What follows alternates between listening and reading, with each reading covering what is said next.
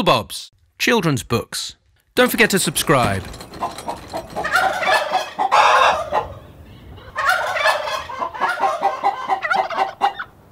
He's mine! He's mine! No, he's mine!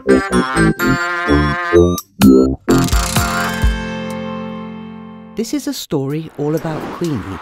And yes, she's a quilt. Queenie was a quilt who spent most of her time resting. On the whole, she was happy, except for her one big problem.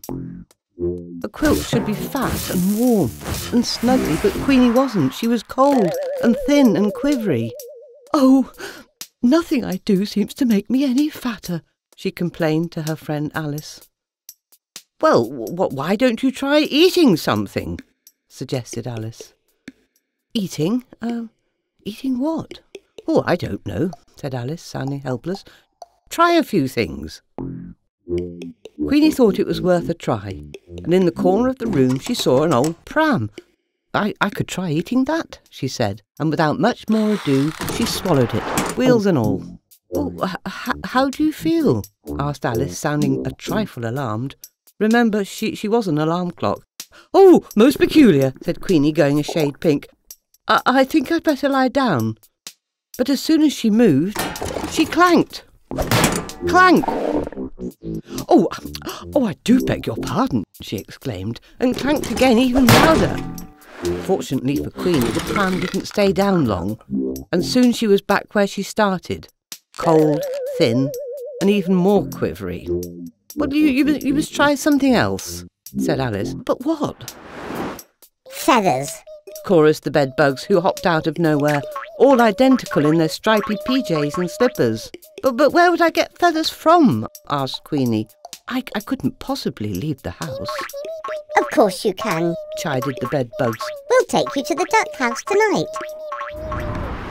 So when it was dark and the moon was full, Queenie followed the column of bedbugs down the garden path. They went through the gate, along the road, and into the park. She knocked on the duck house door gently and stepped inside. Excuse me," she faltered. I wonder if you could help me."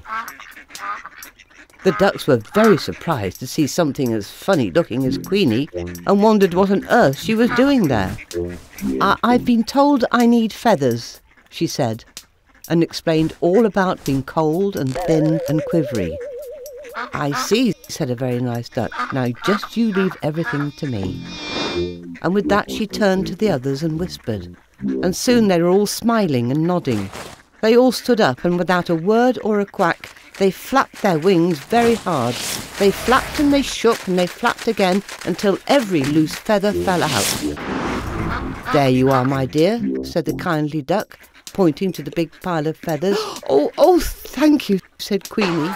And she ate and she ate and she ate until every feather had gone. And do you know what? Queenie was no longer cold and thin and quivery. She was fat and warm and snuggly, just like a real quilt should be. She was so happy.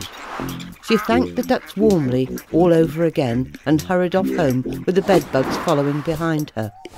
She didn't care if anyone saw her, and everyone did. They all told their friends they'd seen a fat, snuggly quilt dancing down the street, followed by a ribbon of bedbugs. But no one believed it. Would you believe it if someone told you? I wouldn't. La, la, la, la, la, la, la, la,